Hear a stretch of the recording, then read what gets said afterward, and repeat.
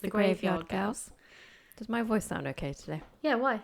That's because I went to see My Chemical Romance on, was it Saturday? Oh, yeah. Is that why you ditched me at work? I didn't ditch you at work. You did. You abandoned me, Natasha. I need some time off and away from you. Thank you. But yeah, I thought my voice would be fucked, but it's not, which I'm kind of not sad about, but it was the first time I've seen them since 2007. I thought, bloody hell, that's like over a decade, Natasha. I know that's a long time ago. I know it is. Well, it's their fault. We're not that old. It can't be over a decade. We're not that old. I was a tiny little baby when they were out. Not quite. I was. Sort of. No one knows my age, it's fine. It's good. Anyway, on the topic of you wandering off and doing other things, I'm actually quite excited for next week because I'm going to film some content, hopefully, for one of our future episodes for part of our mini history series. My sister lives in Castleton. She does an archaeology course there. So she's looking into, obviously, all that sort of thing. And she pointed out to me some very interesting things that I've now can write a whole mini-series off pretty much because she's given me loads of information. But they're actually doing a harvest festival. Okay. On the 30th of May. So I thought, this is brilliant. It's a perfect opportunity for me to go and record a few bits. Harvest Festival, 31st of May. 30th of May. 30th of May. That sounds really early for harvest. It's to do something to do with the spring harvest. I can't remember what it was. Something to do with like a summer. Oh, the equinox? It might be. Okay. So she's basically, it's like a summer harvest festival and they all get together. There's lots of different things, but it's obviously they're basing it back like hundreds of years ago when it originally started off. So it's got all the cool like grizzly bits. I don't want to release too much information now because it's going to ruin the case, but there's some really good bits in it and like some kind of gory things, and they're going to do reenactments of it. Obviously not the actual acts because that would be illegal, but they're doing reenactments of it. So I thought it was an absolutely brilliant opportunity for me to go and try and video bits of that, or at least get photos of it, and then I can put that all together to put for us to have a mini history series. So I thought that would be a perfect opportunity. Good. I'm looking forward to it. I'm looking forward to what you've got, what you're going to film. I am as well, because my sister's mentioned it like so many times to me, and I'd already started writing a bit up as a case, and I thought, this would be this sort of brilliant thing to go and see. Yeah. And then when she went, they're going to hopefully do like a bit of a parade. The way I sort of imagine it is, I'm guessing they're going through the village and they're doing a parade as part of the thing, how it would have happened at the time. Is it like the Black Parade? No, I mean, to be fair, with the gory stuff, it's a bit dark. It could be a black parade, Natasha. I've still got My Chemical Romance on my head. There's nothing wrong with that. No. So, yeah, hopefully it will be some really good and interesting content for that. I hope it is anyway, because I'm quite excited. And like I said, my sister's been a brilliant source of ideas and information. Yes, thank you, Clara. So hopefully going forward, especially obviously we're planning the whole Girls on Tour thing, to get that started soon. I think she'll be able to provide us with a lot of good days out, like nice little trips that we can do. Yeah. And hopefully get a lot of good content from that, really. Yeah, I'm looking forward to that. I'm kind of envious that I'm not going. I know, but we will be able to in the summer. We'll have a few days off and we'll go and do stuff because she's got a lot of things in the pipeline. She's got a load of cool graveyards near her as well. So I know it sounds a bit weird, but let's go on holiday to go and like visit graveyards. Yeah, I do like to visit graveyards. I do. I like to look at old people's names as well. There's something about it, and this is going to sound really weird, but when we were kids, we used to look for graves with the same names, like see if we could find one with the same names as us. Yeah. And I've never found one with my full name, but I found like variations of her name. But there was one with my sister's where it was exactly like her full name. I've never found my name. Yeah, see, but is that because your name wasn't sort of the time? If you go back to old little graveyards, I don't feel like Natasha was necessarily a massively popular name. Maybe not, especially because it's Russian. Yeah, Amelia's quite an old name, but also Clara's a very old-fashioned name. It's finally making a bit of a comeback, but while my sister was younger, I didn't know anyone else called Clara. You could never find anyone. Or if they did, it was with a K. Yeah, no, I don't like it spelled with a K. Yeah, no, I don't know why, because when I see it spelled with a K, it makes me think of the word koala. I don't know why. It's not even remotely spelled the same. Kind of. Yeah, I get it wrong. It's just like when names are spelled, you're so used to names spelled with one way, and then they just change a letter. Yeah. You're like, no, I don't like it. Well, this is it. I think when my sister, she lived in Utrecht, over in Holland for a year, and she did know a couple of Claras, and all theirs were spelt with a K, but they were like either from France or Germany. Yeah, I think that's how they spell it. Yeah. Because I think, unless I'm mistaken, both mine and my sister's name, they're actually originally Germanic names. I know, and my sister's obviously a very old-fashioned name. It features her quite a lot, I think, in a lot of the old classics. I think her name crops up a few times. So, yeah. I like to visit graveyards because I think we're not being disrespectful. No. And whatever. Oh, somebody yeah, said, that silly woman. It's we're not being disrespectful in anything we're doing. I don't think. It's interesting. You're looking into the history of it. Like, Yeah. I really like unraveling people's lives because, like you say, it just stops them from like being buried and that's the end of it. Yeah. Like Their story it's nice to continues. think now. Like I like to think in like 100 or 200 years time, there'd be someone like walking through a grave and think, oh, that's an interesting name. Like I wonder what that person did. There's probably not going to be any graves in the future, but yes. I mean, yeah, maybe But yeah, not. we're but continuing their story on. They're not dead after... their journey lives on after they're dead. They died. And especially as well, depending on what's been like sort of inscripted on the gravestone, some of them are really interesting. Yeah. And you think, oh, like, I kind of want to research this person now. There's been a lot of times like either written down a name or taken a photo of it, just so I can go home and have a bit of a nosy and see if I can find out information about them. I did that in Scotland because there's so many graves. I think there's a lot of Masonic imagery on a lot of graves, and I was just like, who is this person? I know, I like that sort of thing. And it's when as well, like they've got like big family ones, or you spot a few together, and I don't know if you noticed it, but like all the families died really close together, and you think, oh, what was the reason? But if it wasn't typically in the time for like a plague or something, you're like, what killed the family off? Is it a mystery? And then you have to search. Yeah, there was one I found where I think the wife died 30 years before her husband. Oh, bloody hell, that's a big gap. And I don't think he ever remarried, so they were buried in the same grave. And it's just like, yeah. I think that's how it was. Yeah. I wouldn't want to say like olden days, but it was olden days. Something romantic, but also sad. Yeah, it is, because you think, oh, that man was lonely for such a long time. I hope he wasn't. No, I like to think like he lived in a little village. Maybe other people looked after him. Yeah. Or he had a dog at least. Or- He used to take a dog for a walk. Yeah. There's something about little old men when they're walking their little I dog, know. and you just think, oh. Because, yeah, I like to imagine little lives of these people. I do. But that's it. You look at them and you think like you could almost imagine a life for them. And like you say, some of the graves are really interesting, because that's another one going back to Castleton. I had a little nosy. There was one there with like different like admiral ships on, and I was looking, I was thinking, oh, is this person a naval person? But you know, like when they don't put like a sergeant or a naval officer, and you're thinking, so where did the naval thing come from? Like, are they like, do they own ships? And I don't know if it's just something that they liked and that's what they had inscribed. Yeah, or they could have built the ships. Oh, I didn't think about that.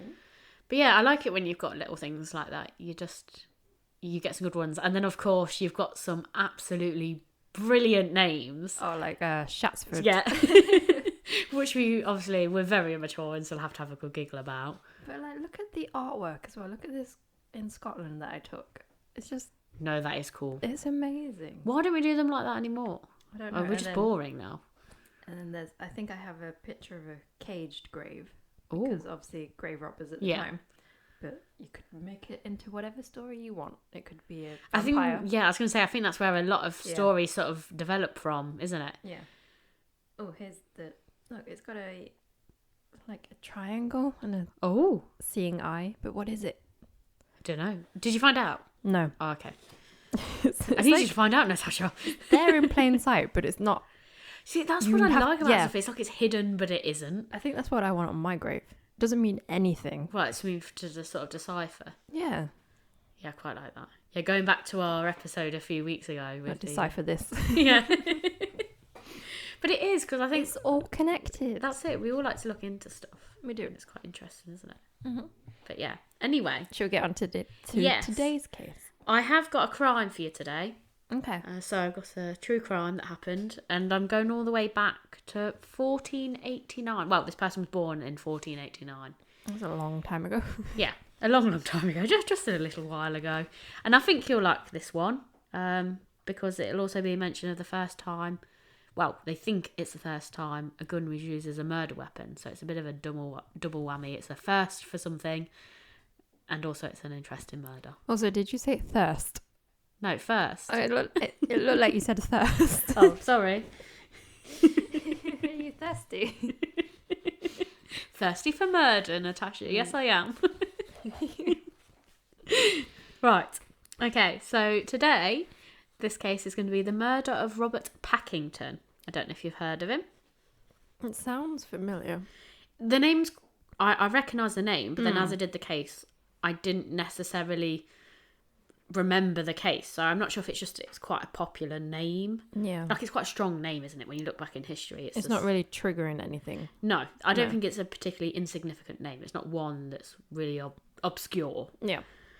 But anyway, Robert Pakington was born in 1489 and he grew up to become a London merchant and a member of Parliament. Okay. Okay, so going back to his job as a merchant, in 1510, Robert has completed an apprenticeship with the Mercers Company, which was one of the 12 great livery companies. Now, a livery company is made up of trade associations and guilds, and they descend from medieval trade guilds and are now largely social and charitable organisations. So they still exist. I do like the word guild. Yes. It makes it sound extravagant and fancy. It basically is. They're trying to polish a turd, basically. Are we the guild of a podcast? Yeah.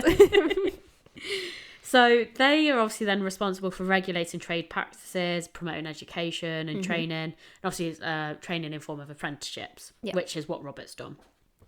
The company that Robert trained under was exporting cloth and importing various wares, so clothes basically. In 1523 and 1529, he and others were chosen to draw up articles on behalf of the Mercers for a presentation to Parliament, so they're obviously very well regarded. Yeah. I feel like probably very good at the job as well if they've been selected to do this. And then in 1527 to 28, Robert was elected as warden of the company, so he's very quickly done very well for himself. So he's basically started at the bottom and worked his way up. Yeah. Then going on to his work in Parliament, he was elected into Parliament in a by-election in October 1533 and was re-elected in 1536. Robert was to have anti-clerical sentiments and was speaking somewhat against the covetousness and cruelty of the clergy. So even though he's done very well, I feel like he's a very good speaker. He's obviously got himself into Parliament, and the fact he got re-elected, he's obviously popular enough. Yeah. But also his comments are quite controversial, if you like. Okay. And if you think back to the church back then, it was a massive thing. Yeah. So I feel like making any sort of comments that might not put them in a favourable light, is not doing very well for himself. I feel like he's drawing a bit of unwanted attention. So I think I know where this is going. Yeah, I think we both know where this is going. So before we get to that point, I'm going to touch on his marriages and a few issues he might have had with them. Yes. Okay. So Robert's first marriage was to a lady called Agnes Baldwin, who was the daughter of Sir John Baldwin, Chief Justice of the Common Pleas, so another man in Parliament. He would go on to have 2 sons and 3 daughters with Agnes. Cool. Yeah, that's a lot of children. But it's not for that time, is it? No, it's not. Usually they have about 9 to 19 children. Yeah, probably. Anywhere in between. Now, here's a couple of fun facts on those children. One of their sons, Thomas Pakington, the eldest one, went on to have a son called John Pakington, and he was for a time a favourite of Queen Elizabeth I, who invited him to court after he'd been presented to her during a visit to Worcester in 1572. I think that's why I recognise the name. I was looking into that, I think. Oh, there you go. Yeah. So you could do a case on that now. I was going to. But yeah, and then second interesting fact, one of his daughters, Margaret Pakington, married a man called Benedict Lee, an esquire of Burston, Buckinghamshire, who was the half-brother to Sir Anthony Lee, a henchman for King Henry VIII. Ooh. Yeah, so his children are growing up to be interesting. But yeah, so they were born. Once you have once there's one interesting person, there's probably going to be quite a few others. And I think in those times, once one family member sort of married into it sort of attracts the attention for the rest of them. And obviously their social position, they're going to marry to quite similar social standings as well. And this is it. But it's worth remembering this because there's a little bit at the end of the case, but it throws me out a bit and it makes me question how they got to this part. Like in terms of social status, the children. You'll understand what I'm saying when we get to it later. Okay. Now, it doesn't say what happened to Agnes, but I'm presuming she dies. So, Robert's second marriage is to Catherine Dallum, and they were married between 1533 and 1535. Catherine was the daughter to Thomas Dallum, a member of the Wilfulshire Company of Skinners and the Company Warden in 1497. Sorry. So again, he's another man top of his company. Also, going back to Agnes, yeah, she probably did die, and they probably didn't think to write it down in the history books. Yes. Yeah. Well, again, later there's a bit of a discrepancy with that, but I'm kind of want to leave that out for now. Did he until murder I mention... her? No. Okay.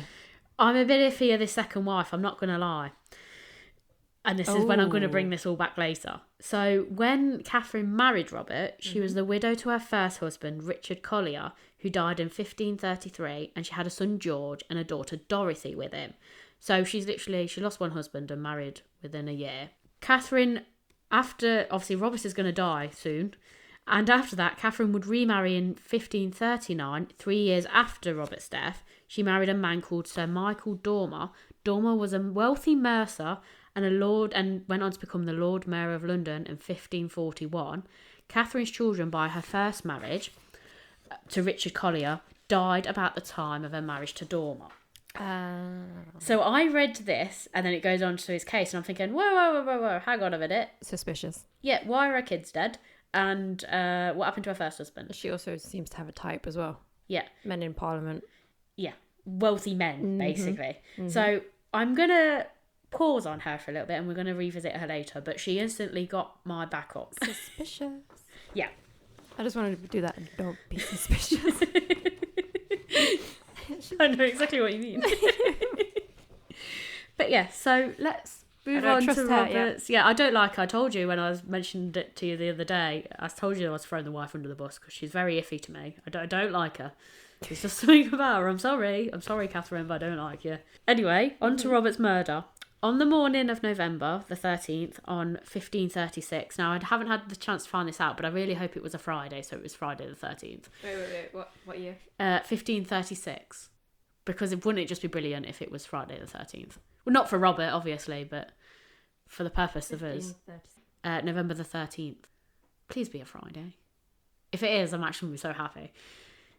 Is it not? It's a Friday. Is it actually? It's Friday. Oh, it's very unlucky for you, Robert, isn't it? Yeah. Also, you would be 485 if you were born that day. Fucking hell. I feel that old. And you'd be a Scorpio. Wait. Yes, sorry. Continue. Right, okay. It was a Friday. I can't believe it. What are the chances of that? I mean, there's quite a probability because there's only 7 days in a week, but... Anyway, I've massively gone off on a tangent now. So, on that date, Robert was crossing the street from his home in Cheapside to attend a Mercer's Chapel located on the opposite side of the road. Wait.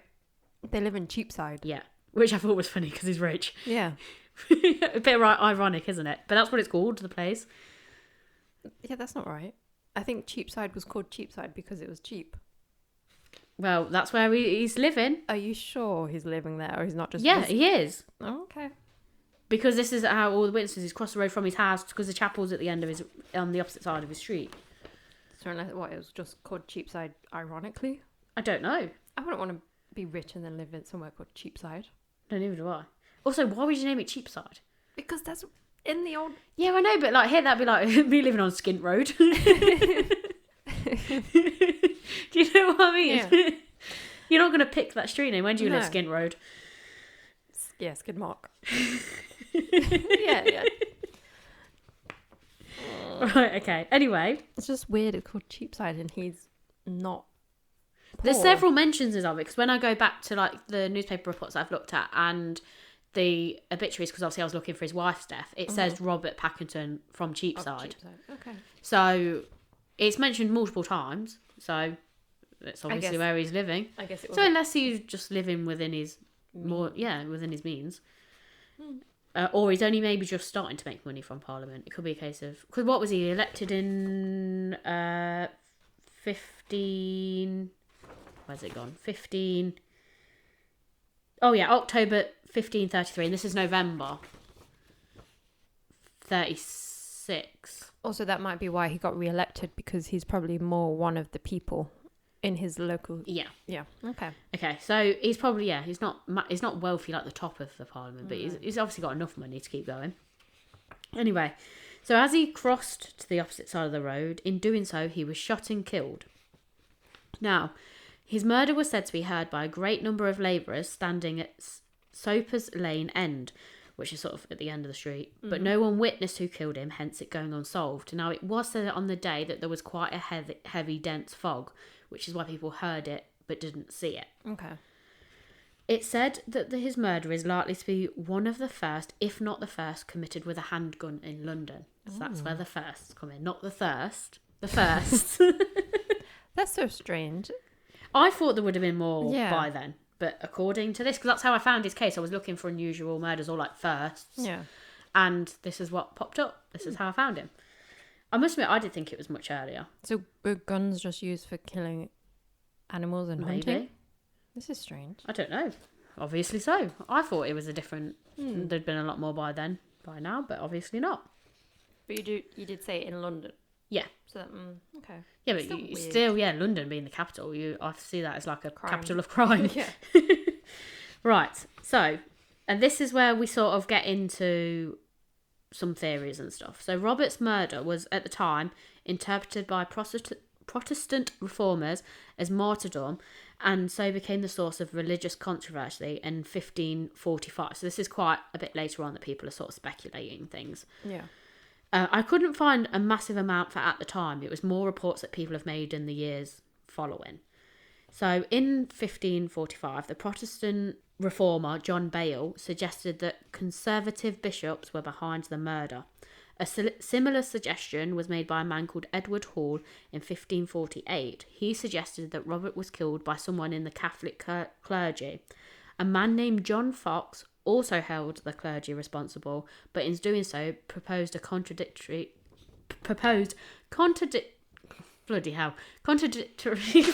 Jesus, contradictory theories of the crime. So going on to John. Mm-hmm.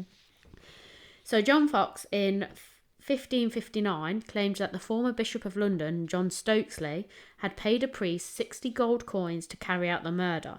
However, in Okay. However, in 1563, Fox stated that John Instant, a former dean of St. Paul's, had made a deathbed confession in which he admitted arranging the murder. A Catholic apologist, Nicholas Hartsfield, accused Fox of slandering Instant, and in an edition of the 1570 Acts and Monument, John Fox came up with yet another theory, claiming that Robert's murder was committed by an Italian man. Nothing more. I couldn't find anything else on this Italian man. Racist. Yes. Okay. So it's gone from being the church and now it's just racism. Then there's a man called Raphael Holinshed. He claimed that a felon hanged himself at Banbury and confessed on the gallows to Pakington's murder years later. I couldn't really find much more on that. So Isn't that just hearsay? Yeah. Yeah. And like I said, I don't know, it could have been a bit delirious before he got hung. And just claiming anything. He's already Exactly. been hung, so why not claim a murder? Yeah. So I did this. Yeah. Yeah. So this was it. So then that was sort of the only theory that was thrown out there. So then I was thinking, okay, well, I've got to go back to the motive and what was the motive. So I looked at like sort of what he was doing at the time of his death. Now, Sorry, did you say what time in the morning it was? it just said in the morning. Okay. So I'm guessing quite early because he would have gone to church before he went to work. So, and it's November. November. It's probably still quite dark in the morning. Yes. Yeah. So that's another reason why no one saw anything. Sort of. Or is it a case of, but it's not being reported, there's a reason people are covering it up? Like, was it a group sort of thing, is what I'm sort of thinking. So obviously I've looked into motives. Now, by the time of his death, the Tony talk was rather critical of the Catholic clergy. So, as I mentioned earlier, he's not really helping himself. Now, even though he made many comments against the church, he did attend church on a daily basis. So He can form his own opinion of church, but still attend it. That's fine. yeah, but I think he was making comments sort of towards a lot of people in the church he was attending. If they're not doing, if they're doing stuff they're not supposed to be doing, that's their own fault. And this is it. So then that made me think, But is that what made him an easy target? Because he's literally going there every day. Everyone knows he's going there every day. Now, he was also at the time, it was never proven, but he was suspected of smuggling English language Bibles into the country via trading connections, which obviously at the time between Catholic and Protestant, it was a big no-no. So if this is what he's suspected of doing, he's landing himself in quite a bit of trouble. This is what I don't get with religion. I don't either. It's just be peaceful. I just don't get it. Well, you look at how many deaths have occurred. Most of it is religion based. Yeah. And I don't get it. That's fine. You can have your own opinion. You can form your own thingy. But if it's going to affect other people, yeah. And I hate when people use that as an excuse. Yeah. Because to me, like, it isn't an excuse. No. And then you're dumping everyone into that same group, and it's like then like it's become a crime by a religious group, and it's not. It's done by an individual. Yes. And I don't like it when that happens. It still happens today, doesn't it? So it's a circle, and people never learn. Yeah, and they don't, and apparently they never will, because people are stupid. But yeah, so obviously I looked at was it likely to be church? So that's where all the theories have come from. So I don't think it's impossible. I don't think you can completely throw it out. So then obviously I did look at the money side. So obviously, even though we've established this on cheap side, he obviously can afford a house, and he doesn't seem to be living in poverty from what I can gather. No. So then I've considered, could it be a robbery? Now, at the time of his death, he was successful in his job, and cash bequests in his will amounted to over £300, which in today's money is a hell of a lot of money. Yeah.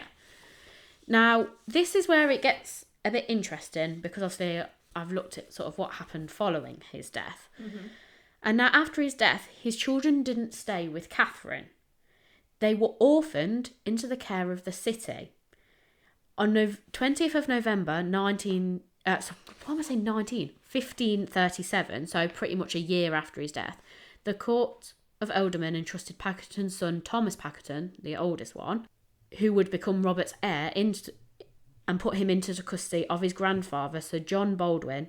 So what happened to Agnes? Now, I think he remarried Catherine because Agnes died. It makes sense, yeah. So, but I couldn't find a date of her death. So I think it's just because she was a woman in that time. Yeah.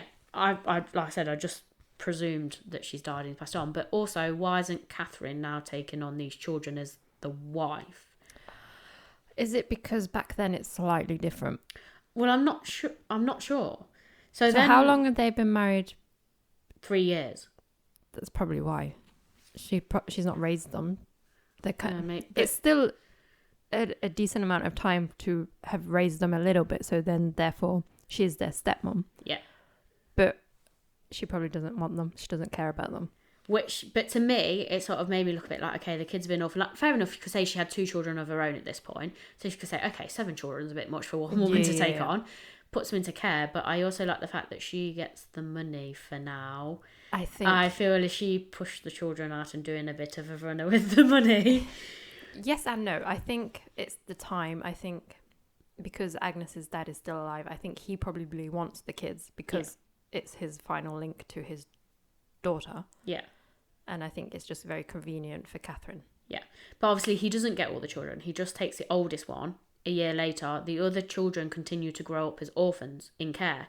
Which then brings me to how did the rest of those children marry in to do well? So then that makes me think, was Thomas, the money left for Thomas, enough that I'm in my head I'm sort of thinking is Thomas, because I couldn't find the exact dates for their births. It was a bit confusing. Thomas old enough to he would say like he'd be old enough to legally then sort of adopt them, if you like. He put money aside for them, then gave the rest of the children money as they got older, which allowed them to have enough of a status so that they could continue to marry into money. Like, it's not like they lost their status. Or maybe Agnes's dad could only afford to take on Thomas, but he kind of... Because he'd be quite an elderly man now, so I feel like that's probably why he'd only take on one child, and probably the eldest. He probably made Thomas, or asked Thomas to like share out the money. Yeah, because on here it's listed that obviously Thomas becomes the heir. So I know then obviously the eldest does get everything, but normally the younger ones would still get a bit of money. But as this is listed, they've only listed Thomas as an heir, even though there was 5 of them in total. So... Is it because he never had a will? No, he did have a will, remember, because he had £300. Oh, yeah, okay. So I'm sort of thinking, obviously, it still went to the eldest. But obviously, all the other children, even the other ones in between, they married into wealthy families. And obviously, they're not going to be able to do that as an orphan.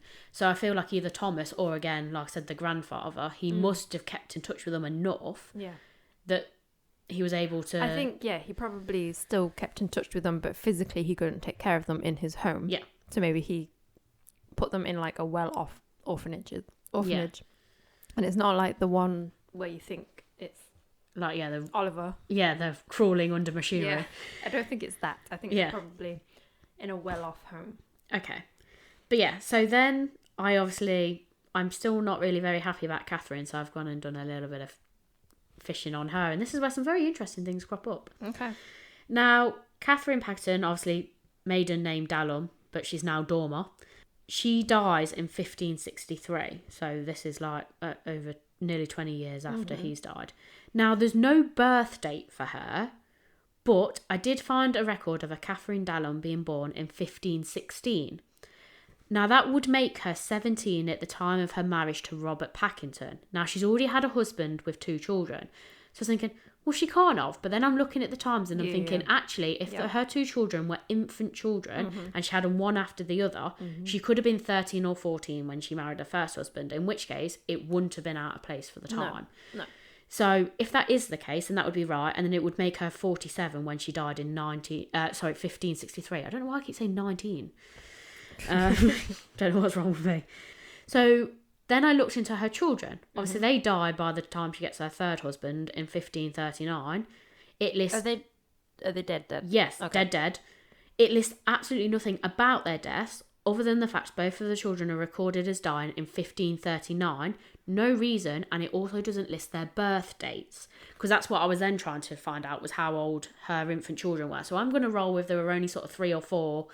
like maybe like 1 or 2 when she first met Robert. Probably. And then infants when they're younger. Now, if there were babies, so they died pretty much as soon as she'd met Robert, I would have said like it would have been infant death, which was very popular at the time. But they didn't die for another few years, which would have made them still sort of like 6 or 7. Yeah. So although it's not going to be like an infant death, and I know children dying young was still common. Popular. I was going to say popular. Common. Although it might be popular for Catherine, because I feel like she'd bumped her bloody kids off. Because it's not like the dying of the typical infant deaths. Yeah, but and I feel like it's very convenient that they died just as she's about to marry her third husband. Now, bear with me on this, because I feel like, has she tried to bump off the children? Because not only is this her third marriage, but these children, third marriage. These children have not come from her marriage to Robert. They've come from her very first marriage. Now, Robert might have been quite understanding. He was obviously I'm going to go with he was a widow himself. He had children. Yeah. It's quite easy to marry someone else with young children. Yeah. Now, this Michael Dormer, he's going to want an heir. If he's taken on a woman with 2 children already, even though legally he doesn't have to provide them with money if he died in his will, so he's still got to take care of them. Yes, you're thinking she's going to be rid of them. Yeah, she's more appealing if she has no children. Yeah, and obviously this Michael Dormer then goes on to be Lord Mayor of London. So is he going to want to be seen as taking on a woman who has children with other men? And because if she didn't have any children, it'd be quite easy for her to cover up the fact that this is now her third marriage. Do you see what I mean? And I feel like she's quite youthful looking. She could probably pass off that she hasn't had any children. Okay. And then this is where it gets a bit interesting. But to give benefit of the doubt, back in those days, they could have died of natural. Children just died all I the just time. didn't like the fact that I could find no record of what they died. You know, like the others, when you look into records, not all of them, but a large number of them would say like due to influenza or whatever, and all the things on the page at the same time were all listing causes of death. Theirs was just blank. But again, I think it's just because back in them days, it's just women, most of their history isn't documented. It isn't, but then this is where it gets interesting, because they document lots of other things that don't necessarily need to be documented, but left out very important bits of information. But then again, she could have just poisoned her children and be gone with them. Yes. So. I don't know. There's something iffy about Catherine. Anyway. Okay. So this is then for me where it gets a little bit interesting. After Catherine's marriage to Michael Dormer in 1539, Robert Pakington's eldest son and heir, Thomas, sued both Michael Dormer and Catherine regarding the detention of deeds. So basically, they were refusing to give him his rightful money. Yep. Which again makes me a little bit suspicious of Catherine, which to me means money's a motive. Yeah, it makes sense. Yeah. So my theory is, well, not necessarily a theory, but I'm putting forward, could Catherine have had a hand in Robert's death? It is very suspicious. You're always going to look at the wife. Yeah, she's just a bit off to me. It's just the fact that I get, like I said, a lot of these things aren't recorded. Yeah. But for me, I didn't like the fact, especially when you went into that book, it listed everything else, like their suing, their deeds, their money, their houses, but it didn't list the birth years of the children or how they died, just that they died. And it's convenient that they died just before she marries her third husband. Exactly, it's very convenient for her. Yeah, and like with Robert, it wouldn't have necessarily been an issue because he was a widow with 5 young children himself. So another woman with 2 young children, it was almost like a perfect marriage, if you like. Yeah, you just mould the families together. So, and she wouldn't have been frowned upon because it's like, oh no, she's a poor young widow, she's a young girl, she's only 17. Well, if these dates are right that I've calculated. Jesus. Yeah. Imagine marrying a 17-year-old. That's not the point. Yeah, I mean, but we're a completely different time now, aren't we? I mean, imagine being married at 13 or 14. Can you imagine? Because the thing is as well, the chances are you're not getting a nice young man, you're being married after some like 50-year-old fat old man. Yeah. But yeah, I think it's very convenient, and if it's convenient, it's suspicious. Yeah, it's just the fact then when I found out, because the suing thing, I couldn't find that anywhere. It wasn't until I went on to like an ancestry sort of thing and like try typing in, because I found more bits of information. Yeah. And I thought if I go on like an ancestry site, I might be able to find out a bit more. And that's when I found these official documents. And like I said, it was listing things about the suing, how much they were suing for. And it listed all like Richard Collier, his death, and then it went into Catherine and all of her other husbands and like the dates of her husbands. And I'm thinking, and it listed like how wealthy they were. And then it just mentioned at the bottom, her children are dead, died, that bit. And I thought, whoa, hang on. So then I tried to type in the children on the ancestry thing, and it just listed as died in 1539 for both George and Dorothy. No birth date. So, but everyone, it's the same year. But like all of her financial things and how like, almost if you like the good bit, about her, the interesting things, the things that gave her status were all very well documented. However, the suspicious and untimely death of her children was just completely, even if they'd just written like influenza, you could go, oh, okay, well that makes sense. They did still die, something like that. Like, why not just write something like that to... Yeah, because if they died in the same year, it's kind of, they died of the same thing, probably. Yeah. But that could be either... yeah, because it wouldn't be uncommon if they caught a disease as young children. They're obviously in close proximity to each other. One dies of it, the other. But I just find it a bit... Because they would have both still been young. Because like I said, if I'd made it out that they were infants when she married Robert, they would have been about 6 and 7 when she was about to marry Michael Dormer. So, like I said, they're not dying of infancy. I know children are still weak at that point. Yeah. But I also feel like with the amount of money she had, she would have also had access to a doctor. And not that necessarily means they're going to live, but I feel like they probably had a bit of a better standing than... Medical practices back then as well. Were interesting. Not I know, but I just feel like they probably had a better chance than the average child. And I just think it's a bit convenient that that's sort of pushed over. I also couldn't find how Richard, her first husband, died. It just listed as him dying. But he might have been old. Yeah, he might have been old, and he might have done some old work. at 50. But, I was almost hoping that I was going to type it in. It says, like, he died of a murder that was unsolved. And I'd be like, yes, it's definitely Catherine. Or mysterious, or he just disappeared. Yeah. Yeah. And I couldn't find any of that, which was a little bit frustrating. But there's something about Catherine that's just a bit iffy to me. Do you know what I mean? Yeah. I don't know. I don't like her. I get it. There's something about her. If it hadn't have listed her children's deaths, and then the fact that then Robert's children made orphans, I understand why. But at the same time, like, all added together. And then when I did this digging, and literally it's when I went on the ancestry thing, it's obviously a big book, and it's not even like put into like grids how it would be today. It's just sentences like all together, one after the other. So, and it's the tiniest print you have ever seen. Like, well, you imagine it's like a book for the year of London, like everyone that exists. And literally, like, just in the littlest bit of writing, it was like, yes, they got Catherine Dormer, formerly Pakington, maiden name, what was it? Dallum, Dallum. Something like that, yeah. Was sued by Thomas Pakington. I was like, sued? Hang on a minute. What was this? And that was it. Then I looked into it, and then went, so was Michael Dormer, blah, blah. And it just listed, and it was because of the retention of deeds. So I was like, so not only have the children been orphaned, but the rightful heirs are now struggling to get their money. Yeah. Yeah. So I was a bit like, suspicious. To me, it gives money as a motive. Yeah.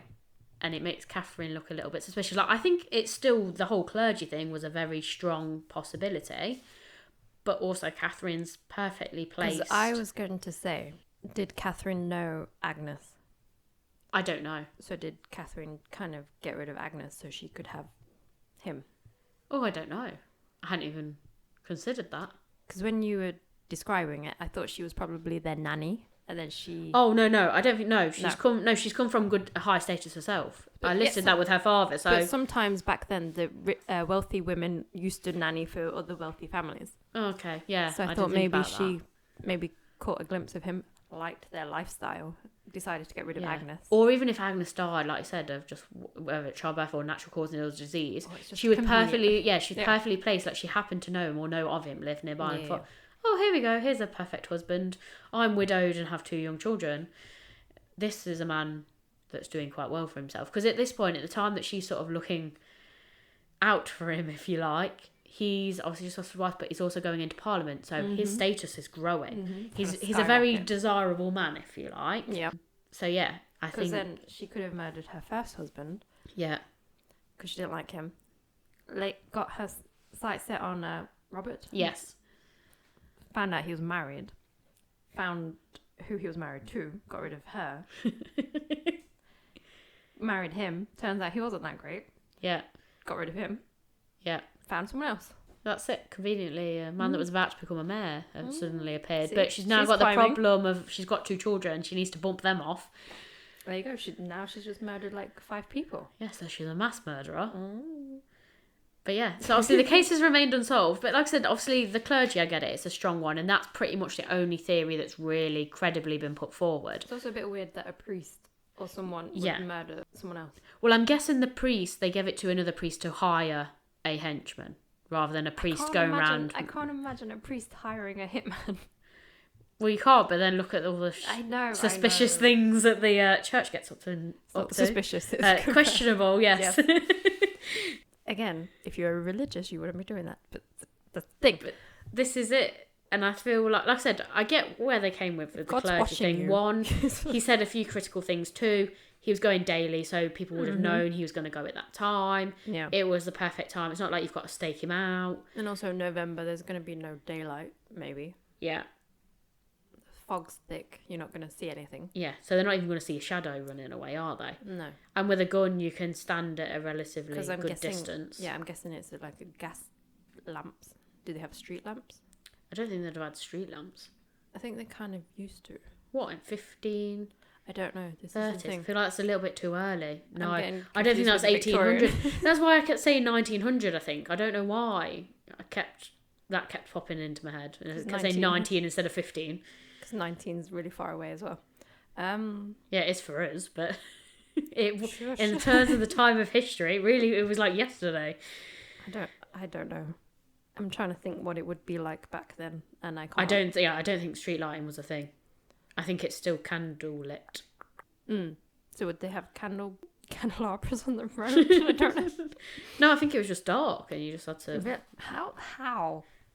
Can you imagine getting around? I mean, we would be used to it. Just bump into people. Yeah. Maybe they had the carrots so they could see in the dark. Is that where the saying came from? No, I think the saying came from World War I or World War II. Oh, okay. So you could see the Germans in the dark. Oh, right, okay. I think that's where it came from. I don't know. Something like that. Might be this, otherwise you're bumping into your murderer in the 1500s in the street. But then the murderer needs to be able to see where he's aiming at. So unless they were just shooting the gun off willy-nilly. Or it was Catherine next to her husband. She already had hold of his arm. She knows exactly where he bloody is. There you go. Do you know what I mean? Someone could have just randomly shot let their gun off, not realising that they killed someone. What, like accidentally killed him? Yeah. And then just was like, oh shit, I'm not confessing to this. Yeah, because if you don't know you've hit someone. Wouldn't it be brilliant if it was like accidentally one of his kids like just messing around? Like there's no evidence he had a gun himself, but no. Like, you know, like the youngest kid or something. Like, what does this do? I'm assuming he was by himself. Yeah, he was crossing the road to go to the church. So he did that before work. So I don't know what time he would have started work, whether it's 8, 9 o'clock, maybe. So to be fair, it could have been about 7, and it does start, even in winter, it's starting to get light about that time. So there might have been just enough light. There is still sometimes in November. You don't get up that early, Natasha. Hey, driving home from work, sometimes it's dark. Yeah, no, I know it's not properly light, but there's like just enough light. I mean, I know foggy would make it worse, but like I said, it doesn't give a specific time in the morning. It's just before work. So even at 8 o'clock, do you know what I mean? Like, there's enough light for you to see to cross the street. Okay, so I was going to ask how far away it was, but... Literally the opposite side of the street, it's listed as. No, his work. Oh, no, he was working in Parliament, so That's maybe what a mile or two. I don't know. He's in London. Cheapside to Parliament. How far is that? I'm not sure. Okay. So he could have been going to the church really early because work starts at 9, but he's on the other side of London. Or is he like Parliament, they just roll in like whenever the hell they want? I don't know. He might rock up at lunchtime. Right. That was an interesting case. Yes. We're going around in circles. We don't know who did it. No, we don't. I don't like Catherine, so I'm saying it's Catherine. I think it's Catherine too. Because I've just created her being a serial killer. Yeah. Because it fits. It's convenient. It's convenient. Isn't it? I mean, we can never prove it now, but yeah, I don't know. There's something about her. I just don't like her. Not going to lie. And they always do say the murder, you should look at the... someone close, someone close to home. It normally is. So, you know, I'm just following what everyone's told me to do.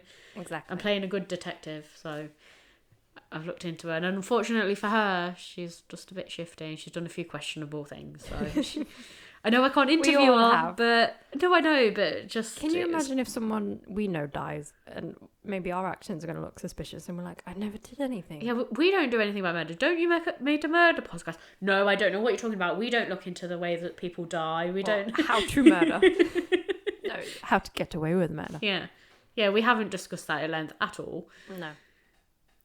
I was going to say how to kill someone without being caught, but I'm not going to do it. Just in case someone dies. We promise we haven't killed anyone.